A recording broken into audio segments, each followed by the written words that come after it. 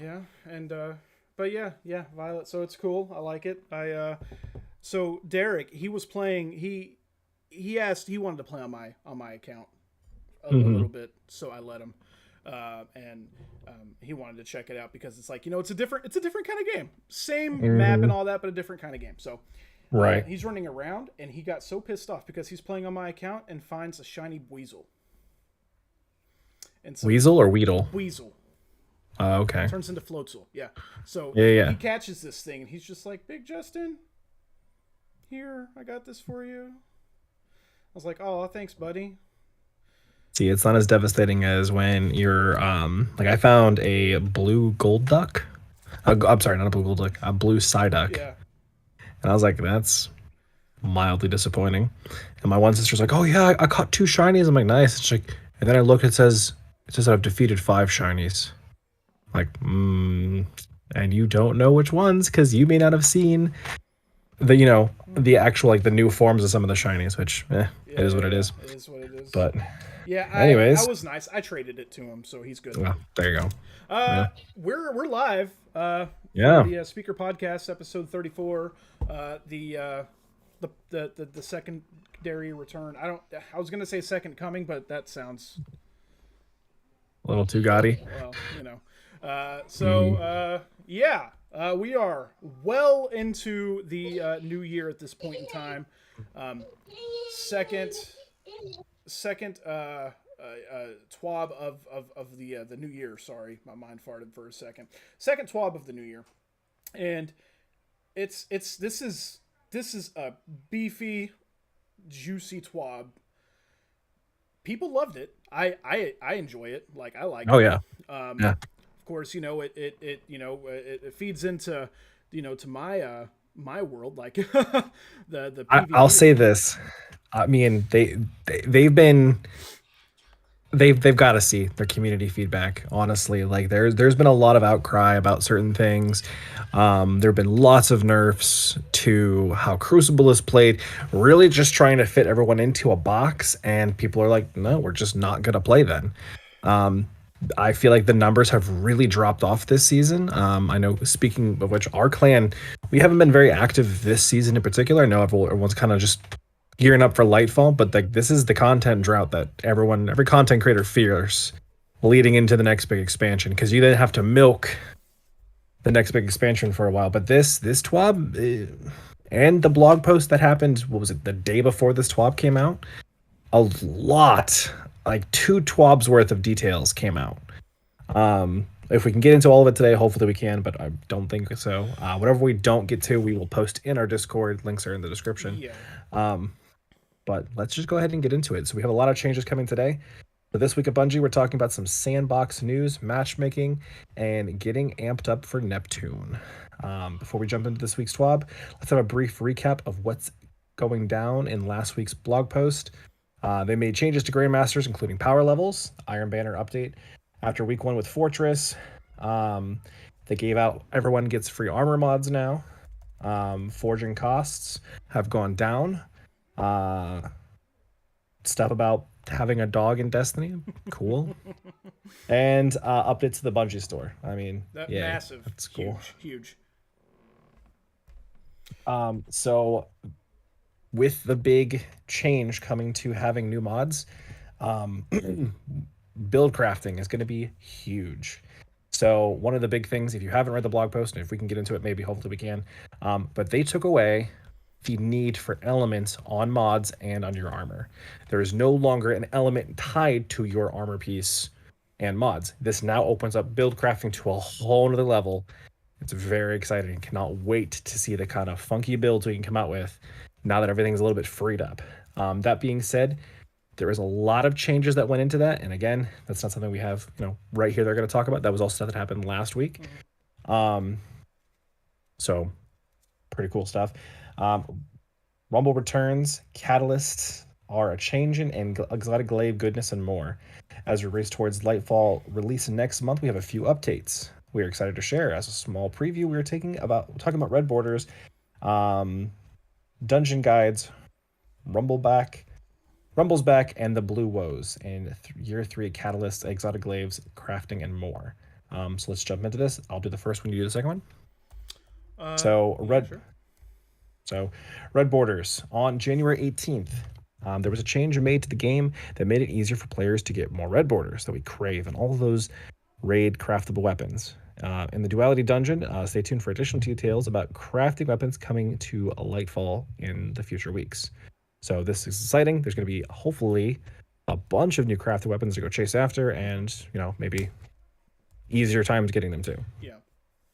Yeah, thing 2 is a pretty good one if you're like a title farmer for sure. Faster dredge and title gilding. Rather than requiring 30 gambit wins to gild your dredge and title, we are changing it to match 50 completions with bonus credit for wins. Yeah. At the minimum, this reduces the number of wins needed by 5. And most players will require significantly fewer to get to where they are trying to be. Title Town. Regarding that, is planned for upcoming patches. What is planned? Fantastic. Yeah. So, pretty huge. Oh yeah, that's but if for the 10 people out there playing Gambit. Well, yeah, it's been a pain in the butt. Gambit's always kind of a hit or miss. So yeah, and then next Blues. It's happening starting next patch. If you are reading this, the soft gear cap for Blues, blue engrams will stop dropping in the world whenever you happen to hit the soft cap. Freaking finally. The equivalent amount of additional glimmer and other stuff will spray out instead. We're also adjusting the gunsmith reputation gain by 25% to compensate for gunsmith reputation for dismantling blue gear. We also have not caught if you've caught sight of areas in the game where blue engrams are still dropping, they have a helpful little form that they want you to be posting stuff in so that way they can get rid of it entirely. This is something they've been talking about for I feel like a year and a half now. It's finally happening, and it's not even coming in Lightfall. It's literally happening in next week's update. Huge. Exciting. Huge. Friggin' huge. Man, that's been on everybody's tongues. Oh forever, my gosh. Yeah. Forever at this point in time. So huge change to free up some. I feel like it might free up some of the game data, honestly. But here we are. Yeah. Rumble, y'all. In response to the player feedback, we're bringing Rumble back to the Crucible screen as a permanent fixture and removing it as a rotator in the next patch. There are more exciting Crucible changes coming with Lightfall. Stay tuned. Huge for the PvP players, especially. Oh, absolutely. Streamers. I'll say for streamers, especially myself. Because of the imperfection of SBMM and the way it's still sometimes PvP is not always so fun. Right. Again, as Sam said, player base has been down. Myself, I certainly haven't been playing near as much. And Rumble was a place where you could go test weapons and basically have it was just a nice place. So that's awesome. But yeah, next up is Catalysts. So the Catalyst quests for Year 3 Season Pass exotics, Ariana's Vow, Symmetry, Tommy's Matchbook, and Witherhoard. You will now benefit from the Season Pass boosts like other exotic Catalyst quests.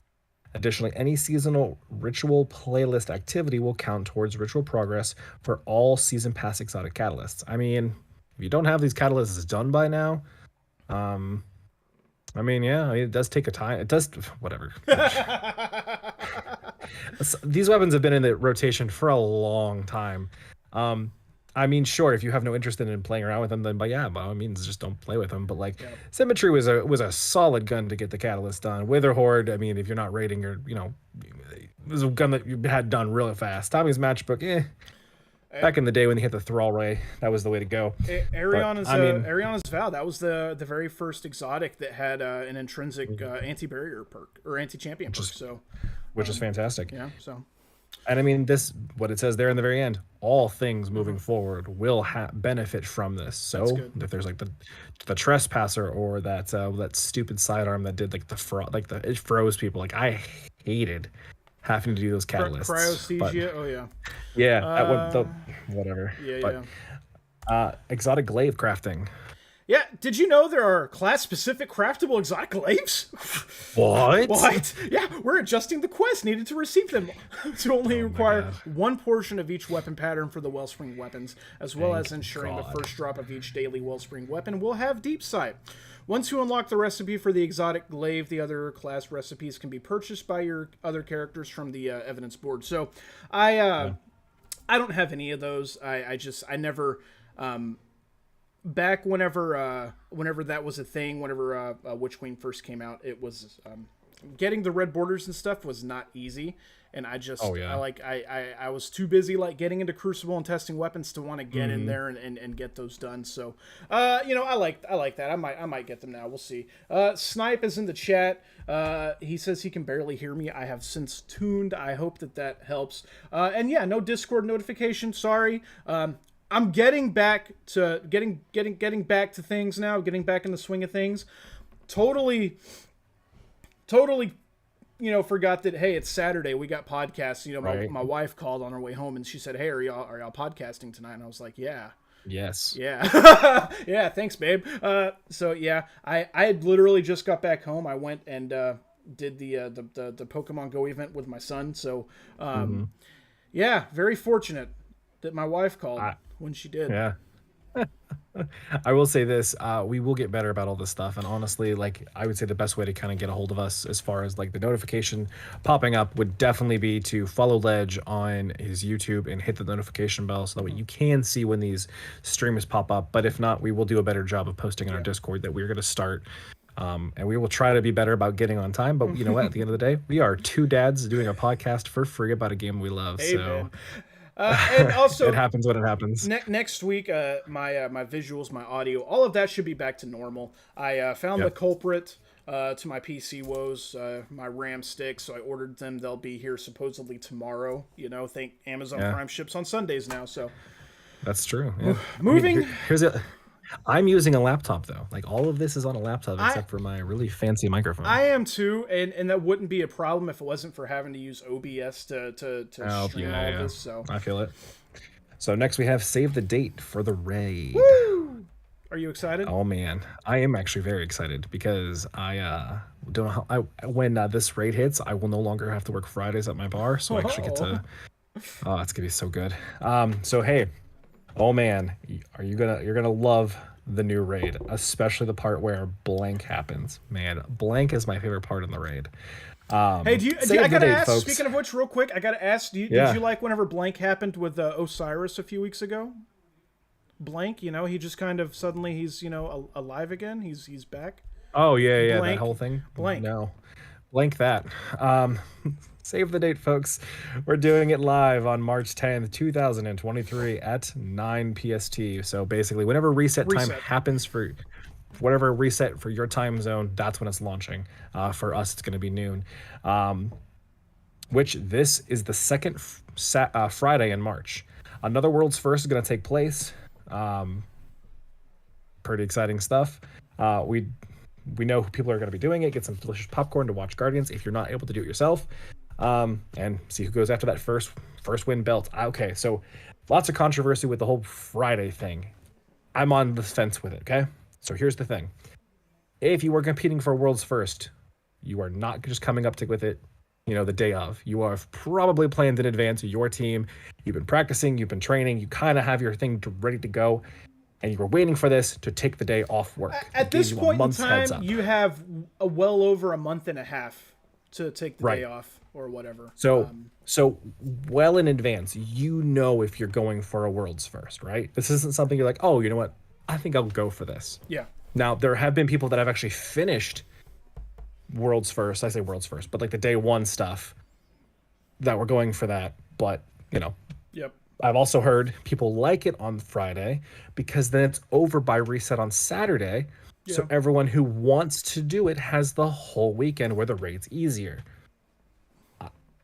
I'm on the fence. On one hand, I was able to do it on Saturdays because I didn't have to work. I always worked Fridays, but I always still took off Fridays. So I had enough sleep to kind of get into it. So I don't know. That's neither here nor there. I'm excited for day one raid. I will be doing it. I will be streaming it as we get closer. We'll let you know a little bit more about that. Word. So next, Ledge, let's talk about matchmaking. If we must. I know that's what you want to do. We've experimented a lot with various matchmaking tools through the years to help make PvP more enjoyable for all. Earlier last year... Really? This is the first time I've ever heard them talk about matchmaking. Ever. Oh. Yeah, probably because you were resting for that big day one raid. So, earlier last year, we spoke about what the team had in their sights for future changes. With those goals in mind, we've got the Destiny 2 Rituals team, Sandbox teams. They got all that messed up. Rituals team and Sandbox teams here to go over a few things like matchmaking abilities and weapon tweaks. First, let's look at matchmaking. So, this is going to be a pretty juicy section here. So I'm going to go over this. I'm pretty much just going to shotgun it, and then we'll kind of piece it apart. So, Sounds good. Rituals team. In previous TWABs, we have talked about our goals to make Crucible an accessible and fair activity for all players, and how we plan to accomplish those goals with matchmaking.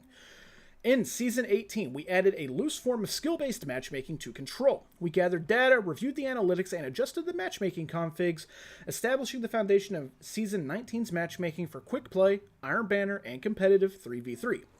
In Season 19, that's this season, we added fire team-based matchmaking, and as before, we will continue reviewing the analytics and player feedback to adjust our configs as necessary. Fire team-based matchmaking is the first step towards enabling a fair playing field for fire teams of all sizes and eliminating the need for freelance nodes. As we grow more confident in our settings, expect to see fewer freelance nodes beginning with Iron Banner.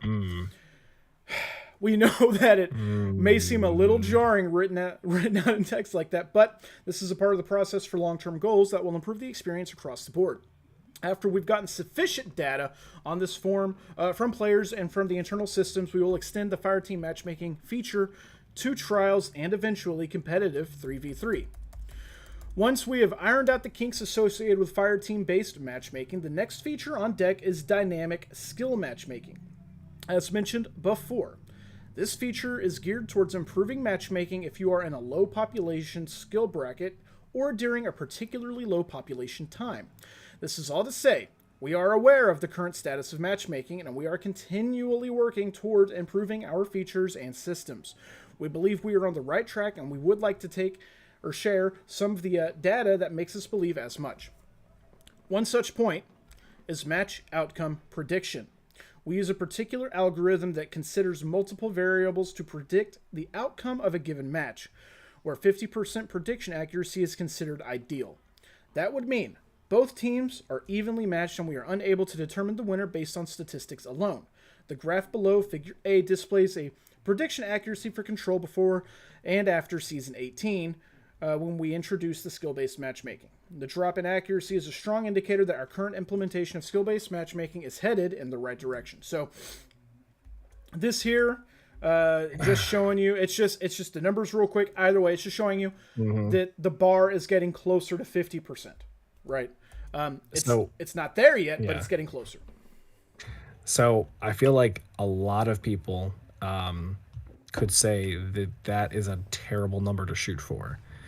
Because if you have 50-50 chances like that, so content creators, high tier streamers, and all these people, they like going in and they just steamrolling, or they don't. I guess the point is you don't want to sweat every single time you play, and that has been the controversy. That's been the problem people have been having.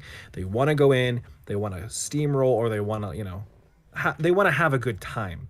I mean, I don't go into Call of Duty matches expecting to win every single match, but I also I hate going into those matches where like I'm already like 70 down and there's no hope for the team coming back. Like that's a match like that's just not worth winning. As soon as the match is over, leave lobby, try again. I feel like, man, I don't know anything about game development, and so like that's a really hard thing to juggle. And so we can see that they're really trying with all this stuff. And even a couple lines ahead, they said they know the state of matchmaking currently. They play the game too, everybody. They know what the game is like. They hear everybody crying on Twitter. They see the streamers. They see the videos that the content creators are putting out. Like they know. And interesting move to remove the single play nodes, but if you think about it, that is a band-aid on a problem that's really deep. Having to have single player nodes to balance out a game that is a team playing game, that's a band-aid on a deep scar, like that doesn't quite fixed yet. So I'm interested to see how they're going to fix this. Yeah, so I've been a huge fan of freelance nodes. just Yeah. because, there's a lot of those activities where you're going in and, the matchmaking is just not there. You're being paired with people that, aren't right. And a lot of times you might be going up against a full stack or something like that. Yeah. And that sucks. That really sucks. And you saw it even more in Iron Banner. We oftentimes back in Iron Banner would run a 6 stack with our full, and we would oftentimes go up against 6 solos. And I mean, and just crush them. It's a steamroll after that. Like it's so bad. And, so as fun as that is, it's also like, man, I've been on the other side of that. I hate that. Exactly. So, but that was it, right? You'd been on both sides. Mm-hmm. The whole idea of 50-50 to me, that's good and bad. 50-50, go figure. But like.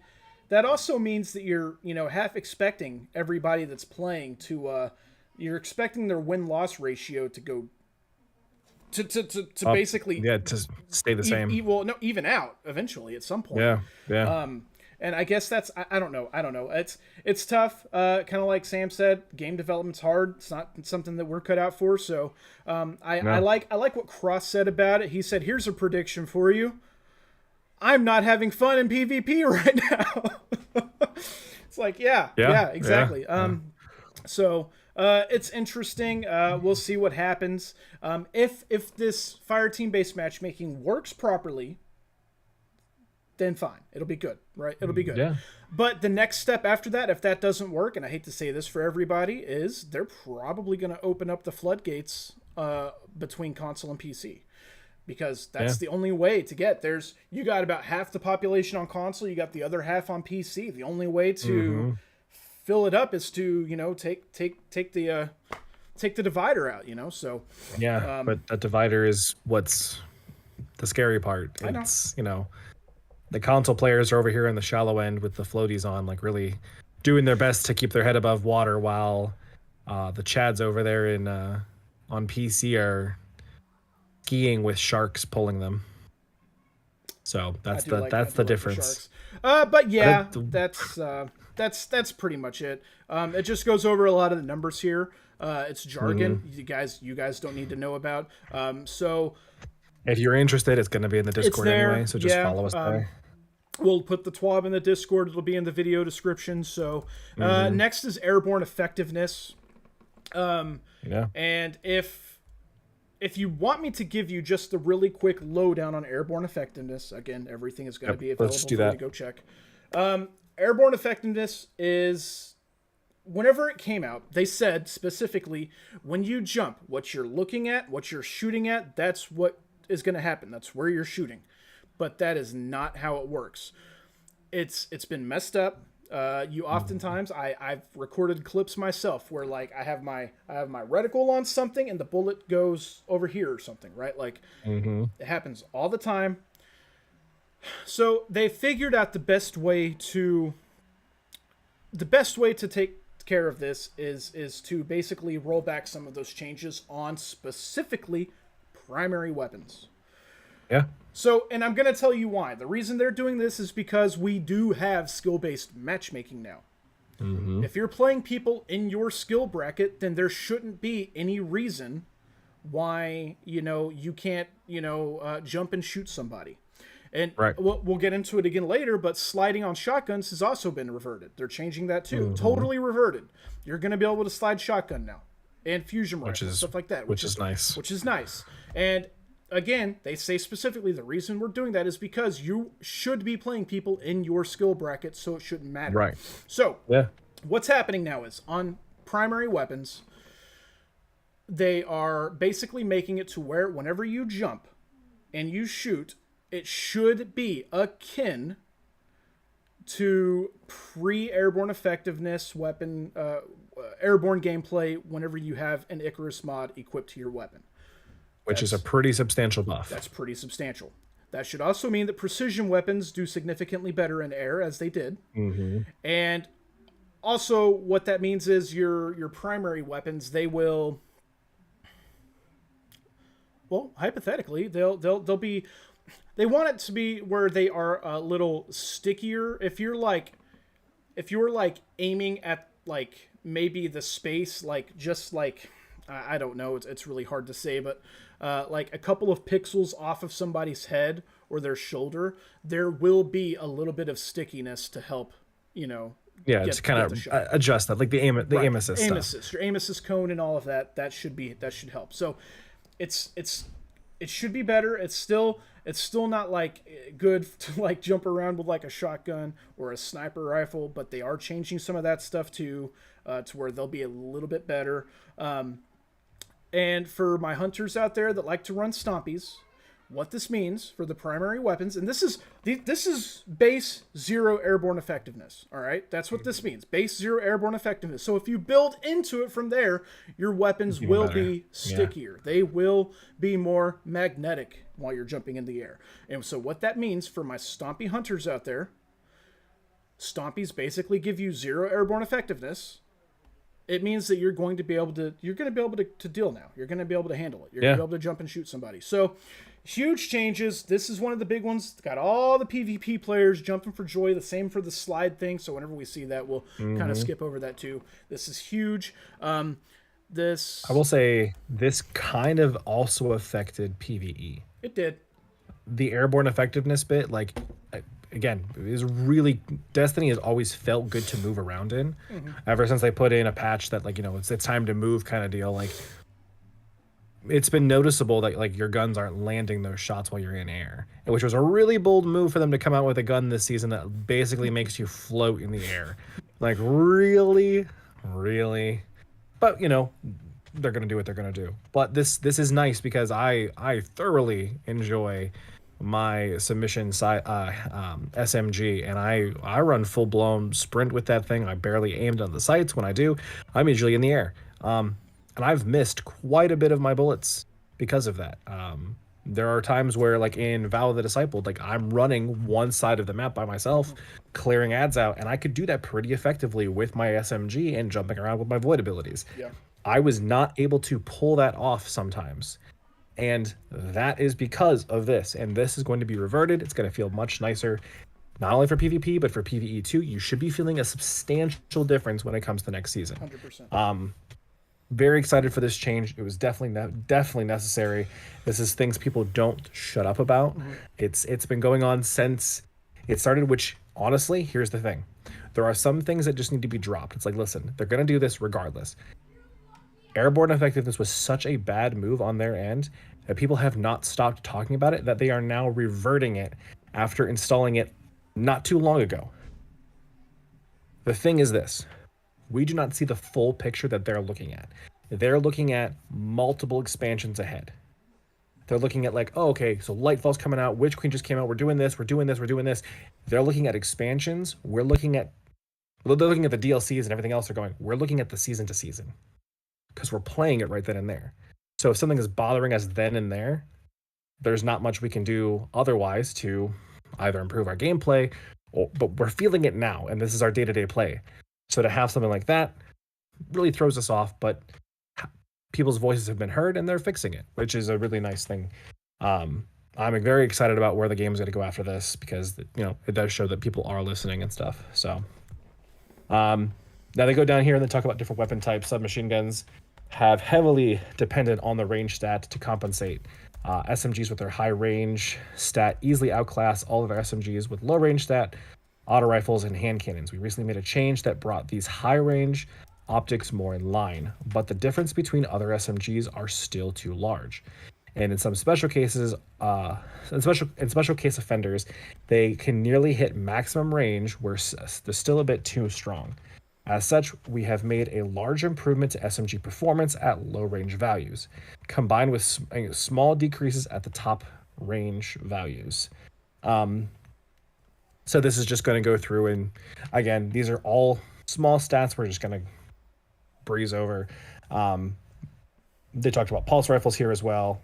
They talked about different exotics.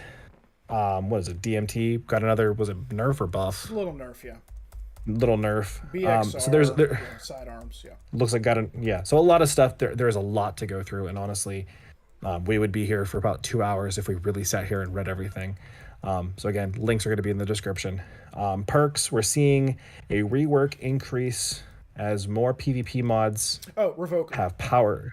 Okay, yeah, Revoker. We're seeing Revoker usage increase as more PvP mods have power levels removed. Yeah. The Reversal of Fortune pack is extremely strong, proportionally in combination with certain playstyles. Ultimately, we decided to cap the maximum return on this by requiring multiple misses to return one shot. Now triggers on 2 misses within 6 seconds. Okay.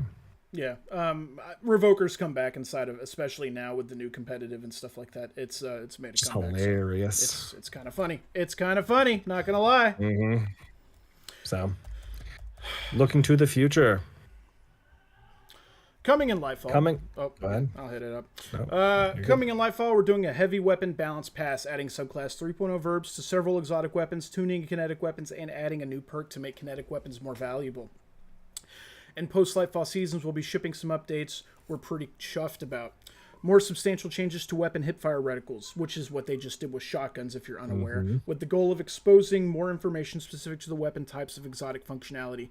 A full auto melee setting. Huge for PvE, too. Another set of craftable reprised raid weapons with an origin trait similar to what we did with the Deepstone Crypt weapons in Season 19. That's a big one.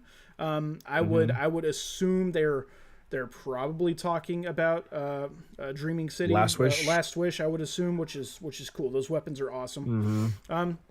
Regular seasonal and mid-season balance updates and more. So they also wanted to call out one more change this time: the Titan exotic gauntlets, the Cayenne Ramparts. Yes, Titan. Yes, Titan. They're going to. It's so good. Oh. So happy. Yeah. They're increasing the cooldown of the barrier ability from Cayenne Ramparts equipped by 70%, increasing the amount of damage players deal to the Cayenne Ramparts barricade by 25. This change should decrease how often you see them in PvP matches, as well as add more opportunities for counterplay. Yeah. Put on a weapon, put on a Hawkeye weapon with Hawkeye breach armaments.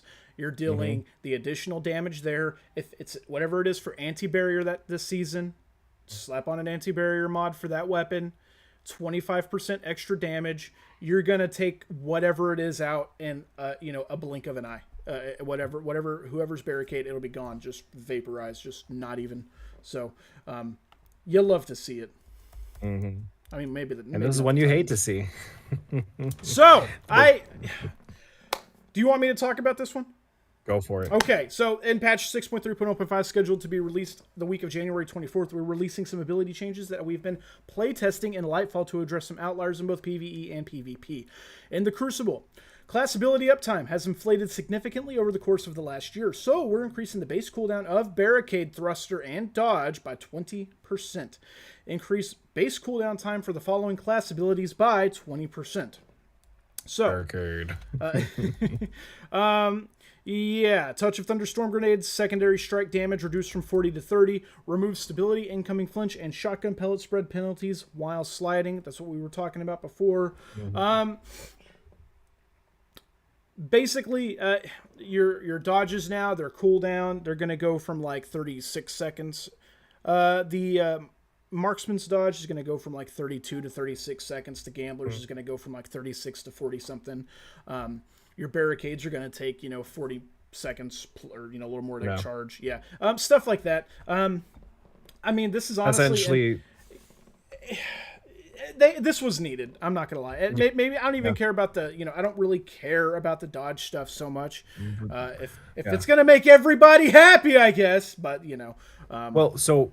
The problem with specifically these abilities that are getting nerfed is the Cayenne Ramparts is one thing. The shields, the barricades being adjusted like that because you can literally lock down and hold an area. I've seen some disgusting videos where it's just a bunch of Titans sitting on a base and they just shield up.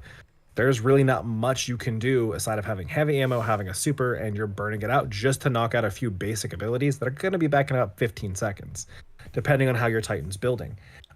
Especially with the chest piece, what is that? Thunder, Heart of and that Heart of Immortal Light, and then you have the dodge that also does kind of the thruster with the barricade, getting all that stuff back. You're supercharging your abilities. All that's linked to that. The other side, the dodge for hunters triggers the invisibility, which triggers the new chest piece, which triggers the volatile rounds and everything else. So it makes sense that they're kind of nerfing all this stuff to make everything fall in line. They're doing this instead of nerfing the actual exotic. Why should the exotic pay for the current play style? And all they're doing is just nerfing a cooldown in time of PvP. There's nothing wrong with that, and they're leaving the exotic alone, which is good. That's what you want to see. They're taking a direct route to the problem. I do want to say one thing, Bungie. I know you're listening. So They always are. They always are. So here's what I want to say. So you did something very cool whenever you did Solar 3.0. You made a third dodge, right? So you have your Gambler's Dodge, your Marksman's Dodge, and I don't know what it's called because I'm a little messed up in the head. But it grants restoration, right? Yeah. Whenever you dodge. So that's awesome. You can do the same thing with Void, by the way. Instead of having invisibility be tied to one of the aspects Grenades. or whatever. Yeah. No, it's an aspect. You dodge to go invisible. Make your friends. Right. Make that a third dodge option for Void. That way, you can dodge and go invisible, or you can dodge and reload your guns, or you can dodge and reload your melee. Because as of right now, the way it works is I can dodge, go invisible, and at the same time reload my melee, which makes me invisible. So just saying, so that's a way you could balance it. I know you're listening. This will be good. You can do this. You did it with Solar. I'm just saying that would be a good quality of life change that I think would, make everybody except for hunters happy. And I am a hunter main, so come at me, bro. Next. So they're just talking about Lunar New Year. There is a free emblem to get. There's some cool stuff in the Destiny store as far as like you holding a little, rabbit in your hand. Unclaimed old Prime Gaming loot is about to expire. There is some current Prime Gaming loot, so hop on in and get that. It goes away at the end of this month. There's some really cool looking 4K high resolution photos that you can have as your desktop background or stuff for your phone. And otherwise, that's pretty much it for this TWAB. There's a couple of known issues. Players are unable to crouch after acquiring the scanner buff. In that new mission that I haven't played yet. They're investigating an increase in centipede error codes. Players aren't able to progress in Operation Snakes. Snakus. Yep, Snakes. To circumvent this, players have to restart the mission, move slower, and wait for Rasputin to finish his dialogue before progressing to the next area. Major spoilers, Bungie. Just because I haven't played your game in a month doesn't mean you can spoil things. Yeah, they can. Gosh. They can, and they will. They will. So yeah, that's pretty much it. This is big. This was a good one. It gave us a lot of updates, a lot of stuff. I think Sam wanted to try to power through this so we could try to get into this. This blog post. This blog post. I'll tell you what. We can do it, but we're gonna power through it. Like, I'm talking real quick stuff. Like, here's how we're gonna talk about this. We're getting 10 loadouts next season, where your loadouts are going to be able to be pre-programmed, named, and set up with weapons and armor and mods. You get 10 of them. They unlock at level 6 for your Guardian class, which is a new thing they're adding in Lightfall. Like, that's how fast we're going. If you're, and mind you, if you're a current normal player, you're going to be there already. So it's retroactive. Yes. There's a lot that they go into. Like, again, this is something that I very much encourage you to read if you are interested in this. But they go through and they talk a lot about the accessibility of all your mods. It's all going to be in one place now. It all looks good. It's very clean, very crisp. They make it super simple, and you only get 10 of them. So you can have everything built out. It's like, oh, I just went and did a raid. Oh, the homies are wanting me to go play some Crucible. Done. Hit a button. It's nice. They are changing champions. They're also changing how your artifact mod works. So we can talk about that real quick. So for instance, let's see, what comes first? I'll say it real quick. So far as champions go, for your anti-champion weapons, whatever mods you have that you unlock on your artifact, you are no longer going to have to equip that mod to anything. Not a weapon, not your arms, not anything. If you unlock that mod, it is unlocked. Period. It counts. It's working. Can I just say, That is something I totally called last week. You did call it. You did call that. Now, Mm-hmm. now here's the thing. There's a give and a take. All right. Yep. But with that give and a take, there is another give and a take. So, here's the give and a take. The give and a take is doing that and allowing you to have all 25 mods open would be a little broken. Mm-hmm. And probably, I would imagine, a little hard for the game to run. So, Mm-hmm. they're going back to 12. You get 12 mod slot or 12 mods that you can unlock and have unlocked at any time. Mm-hmm. Here's the kicker. Here's the other give and take. It's no longer going to cost anything to reset. It's going to be totally free to reset. Yep. That's huge. So the way it works, it's like a punch card, right? So your punch card is all of the artifact mods. When you knock them all out, you now have them all unlocked. Then you select 12. 12 of them are active. The rest are unlocked. If you don't like your current setup, you can reset, do it again. Essentially, this means endless customization for the entirety of the season. This also means you can just keep popping them in and out, like decide, oh, I want this, I want this, I want this, based on your build combination.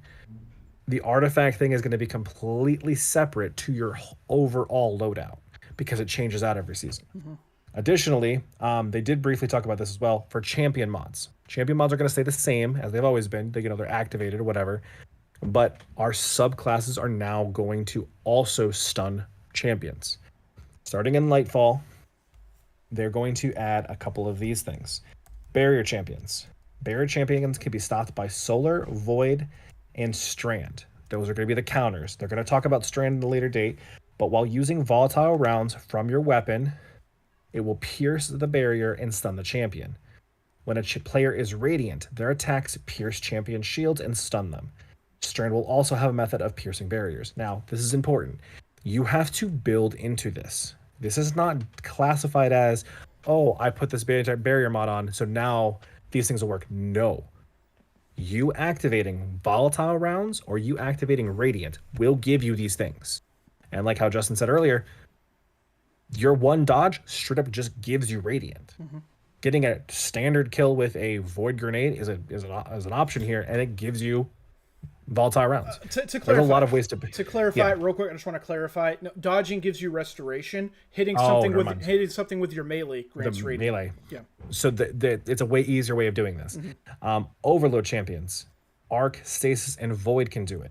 Damaging an overload champion by triggering Jolt will stun these champions. Likewise, suppressing champions will also cause them to stun, and then Stasis will use a slow. This means, again, you have to build into these things. So you use a suppressive grenade. This also means like certain class types are going to be better than others at doing these different jobs, which this is just an additional way of getting rid of them.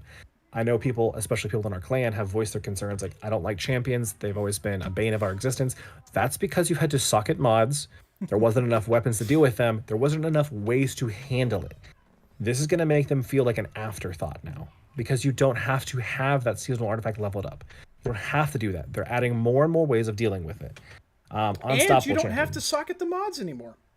Right, exactly. Unstoppable champions are going to be stopped by Arc, Solar, Stasis, and Strand. Everything except for, Void.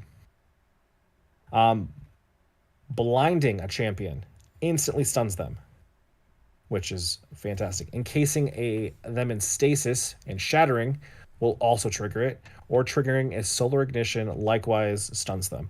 Strand will also have a counter for unstoppables. In a later date, they'll explain that. So that's something new coming. That's pretty exciting. That's definitely worth noting. Again, there's a lot more. You can read into all this stuff later. Armor changes. Again, all of this goes into... I do want to say something real quick about that. Go for it. Because I want you to imagine, if you will, with me. Okay. Imagine, if you will. Imagine, if you will, a world where... Okay, so, no, like, for real. Skyburner's Oath it's become a very handy weapon to have whenever you have anti-barrier scout rifle, which right now we don't have, which is fine.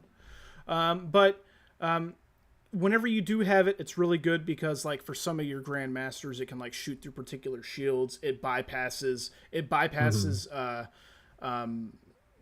like all Cabal shields, deals additional damage to Cabal. Right. So when you have barrier scout on, you can use that. You can use Skyburners. One thing, Skyburners now, what does it do? As you're hitting targets with it, it grants stacks of ignition or whatever, solar, whatever. I can't remember what's up, but yeah, solar ignition, right? So as your what is the actual thing called? Do you remember? Right, not off the top of my head. But yeah, it stacks up a thing where it eventually blows up. Right. So they eventually blow up, and so basically you can have your Skyburner's Oath, and it can do both. At that point in time, it can do both. It can do Unstoppable and Barrier. So that's going to be... And one gun. And then one gun. That's going to be huge. And that's just, again, one gun. So there's going to be plenty of other ways that this is going to be good. All your guns with a Volt Shot, you know, again, they might be able to do both now. If you have your Aquilos SMG, oftentimes SMGs are... they have Unstoppable SMG, just takes a little bit of sustained fire on an Unstoppable champion.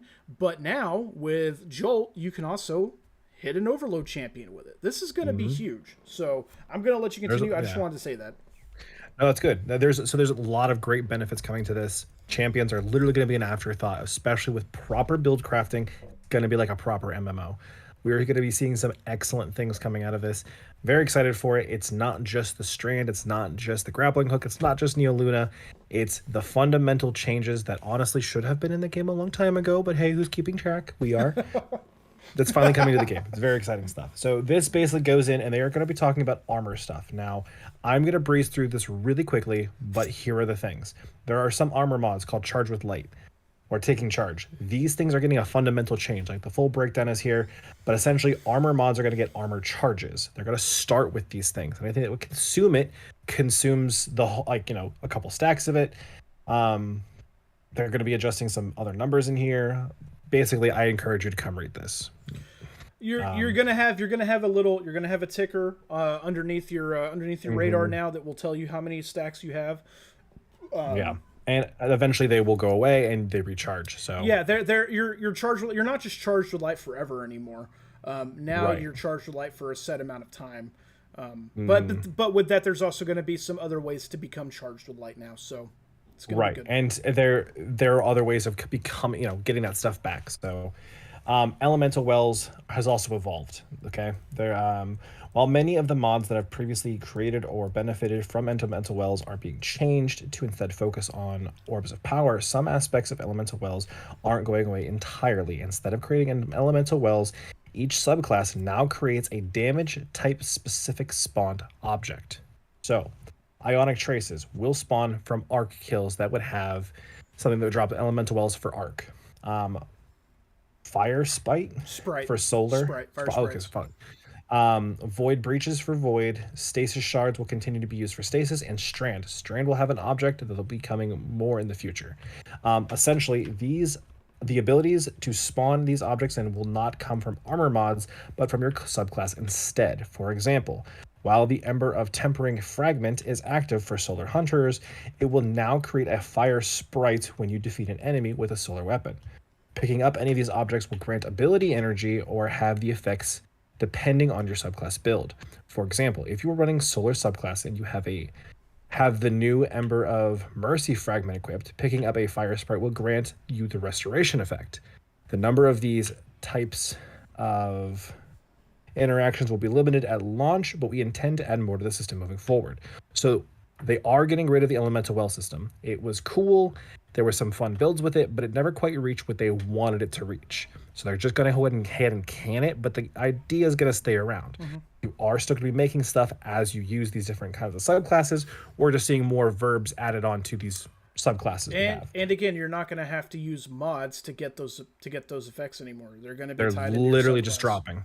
Yeah. These are added benefits across the board. What they're doing is they're adding more emphasis on your choice in subclass really defines your play style. And they are really pushing for these intricate builds because they're giving you all this freedom now. And again, I want to see an NPC literally explain builds. There are so many players that get lost on this. Well, you've been right about so much more. Right? I will say this, I believe I saw somewhere that they're going to be having in the Guardian rank up system. There's going to be a way of like showing a basic build, so players will get to see that. Lastly, balancing acts. While the main goal here is to streamline the buildcraft experience, we do still have some tuning under the hood to address some of the power spikes certain builds contribute as created. As said previously, we are looking at every single mod. Oof. And some changed to have move around other slots, transition to other abilities, or removed. While armor energy, with the removal of armor energy and the, oh my gosh, I am not good at reading. Do you want me to hit this? I can. Yeah, go ahead. Okay. Yeah, no, you're good. With the removal of armor energy type and the consolidation of the mechanics into armor charge, some mods become redundant and were removed. Some ability energy gains, stat bonuses, and weapon damage bonuses for mods have been reduced, though we've also added some new mods to expand your build possibilities. Not all previous builds are going to be able to be recreated one-to-one, but the system has been changed enough to open up a lot of new possibilities with the new mods and ability combinations. An example of mods that aren't coming along for the ride are Warmind cells. These are a relic of a different time and had already been nerfed in the past. They had a good run, but these mods will be depreciated and no longer available starting in Season 20 to make way for new options to consider when crafting your preferred combat style. The one thing I take away from this is I feel really, really bad for Plunder the Booty. He's gonna have to go back and redo all of his videos. Yeah, that's true. Looking ahead, let me scroll down here so I can see what's going on.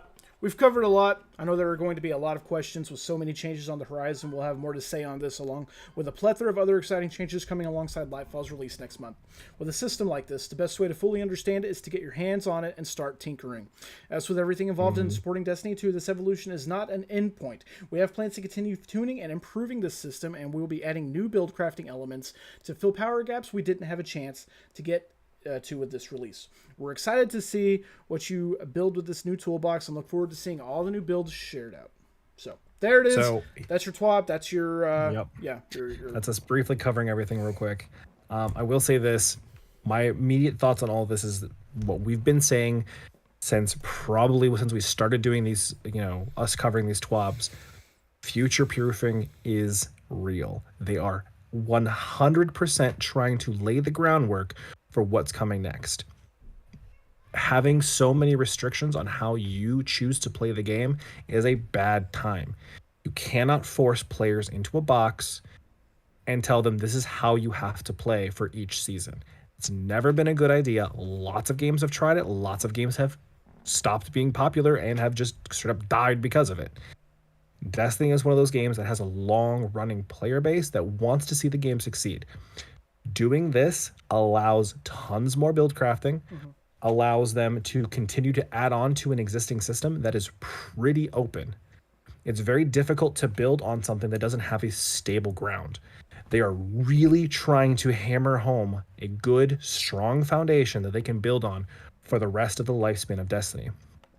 The new loadout system, the new UI, the new build crafting, armor crafting, I guarantee you we're going to see armor crafting coming soon, and here's how I know why.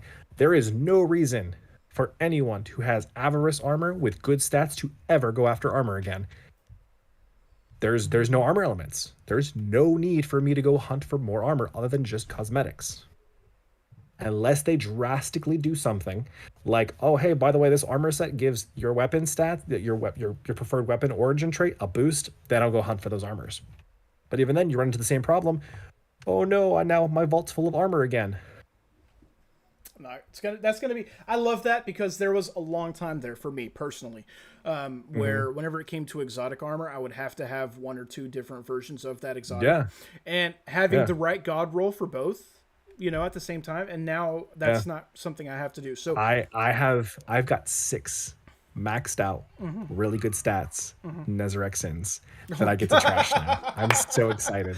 Dude, that's huge. But for me, it's like, we've long asked about the potential of adding more vault space, and they said, well, look, look, we're we're working on it, right? Like And they're this like, that we're working on it. yeah. This is what they were working on. But that's just it. We were talking about that how many years ago? Like a year or two ago. Oh man. They were looking to the future and they were seeing stuff like this. Like, we're working on it. Just wait a little bit longer. And we're impatient players. And like, we both have kids. We know how that is. Like, oh, if you could just wait all, I want a snack now. It's like, wait till dinner. Dinner's going to be amazing. But I want a snack now. It's like, come on. I guess we'll give you 100 more vault space. That's fine. So they gave us 100. It gave us 100 Yeah. extra shots. So, anyways, all of that said, that is your TWAB. That is your blog. Guys, we are. Give me 1 second. Let me do some maths right here, real quick. Exactly. How many? Yeah. 3. What are we at? 35. 4 weeks. I don't know. Four. About four to 5 weeks away. Yeah, 4 weeks away, I think. Look, this has been a rough time for Destiny. It's been a rough time for the player base. For myself, being a PvP guy, I feel like if you come in and all you do is play PvE, I think you've probably been pretty okay. Yeah. For the most Kind of, part, yeah. I think maybe you just get a little burnout or something, here and there. 100%. Typical stuff. Right now, I want everybody to remember this is, again, 4 weeks out from the next expansion, and oftentimes the numbers dwindle until about 2 weeks. People will come back into like 2 weeks before, and they'll start stacking up bounties and stuff like that. So I don't know. I don't know what's going to happen next. I'm hopeful, but I'm fearful. Yeah. I feel like it's one of those the perfect example of this, okay? Imagine Bungie is in the Olympics and they're about to go do a gymnastics routine on the floor, or about to do a high dive or something. A lot of buildup, a lot of expectation, lots of people watching to see, are you going to swan dive into the drink, or are you going to perform your heart out? Like, what's going to happen next? Are you going to stick that landing? Is it going to be a 10 out of 10, or are you going to fall on your face? One of these two things is going to happen. Because if it happens like mediocre, that is still considered a fail to the player base. Unless it's an absolute slam dunk, the player base isn't going to be like, oh, I'm coming back. It's like, no, there's got to be some serious kick to this to see what's coming next. And the biggest thing is this. Bungie always plays seasons very close to the chest, so there's no hype train buildup. DLCs are a different story. They like to build up that hype. They like to show off what they're doing. For Beyond Light, they showed off the Stasis subclasses, and they showed them like once a week. They were showing off all this cool stuff. For Witch Queen, they were showing off, the subclass 3.0s pretty early on. Like, they were showing some really cool stuff, but we're probably going to see a lot more Strand stuff really soon. But again, if this doesn't hit the mark that the player base is expecting, it's not going to be a good time for Bungie's veteran players. They might have a really good return on their new players, but at the cost of some seasoned vets who are going to end up walking away from this game. So again, I like what Ledge said. I'm really looking forward to this, but also kind of dreading this. Like, hopefully optimistic, but at the same time, it's like this could be bad. It's not going to break Destiny to have one bad big expansion. Yeah. It's just going to break a lot of veterans. A lot has gone into us being where we're at today. And I'm very hopeful, but very cautious. So I want to say to everybody also, just be, I'm not going to say give them a break, because they have been guilty of some shenanigans, right? They've definitely been guilty. And you don't do that. But at the same time, you've got to praise them when they do right. And you don't see enough of that. So you shout about the woes, but you whisper about the highs, right? Like that's how it often goes. And I think we definitely need a win. Bungie needs a win. Yeah, for sure. Right. I'm not going to say this is make it or break it. That's been said so many times through the life of Destiny and Destiny 2 that it's soiled at this point. It has no meaning anymore, guys. Just imagine DMG in his office, cuddled up in his chair, living one cup of coffee to the next cup of coffee, like freaking out about the next patch. Did you not know about DMG? I know he left. Okay, I know he okay. left. I'm just saying, Okay. like, I'm just like, because it's been said for years. I can just imagine him just like cuddled up in his chair, like in the field, just like. Oh, at home, I gotcha. Yeah, he's in his home Yeah. office, cuddling. Yeah, back and forth with a teddy bear. Like, oh my god. Yeah. No, it's not even a teddy bear. It's one of those squishable baby elixni. It's what it is. Oh yeah. The Smolin. It's gonna be okay. It's gonna be okay. Yeah, it's gonna be okay. So yeah, you have anything else to say? No, I'm excited to see what comes next again, and we've been saying that for a while. We got a couple more TWABs before Lightfall drops. We're most likely gonna be seeing some Strand here real soon. I would love to find out that they're working on an animated Destiny series with, like, you know, the same voice actors, and maybe they get Kate Six's original voice actor back too. That would be a lot of fun. Who sees? We'll see. Yeah, that's all I got. So I've been Batsam.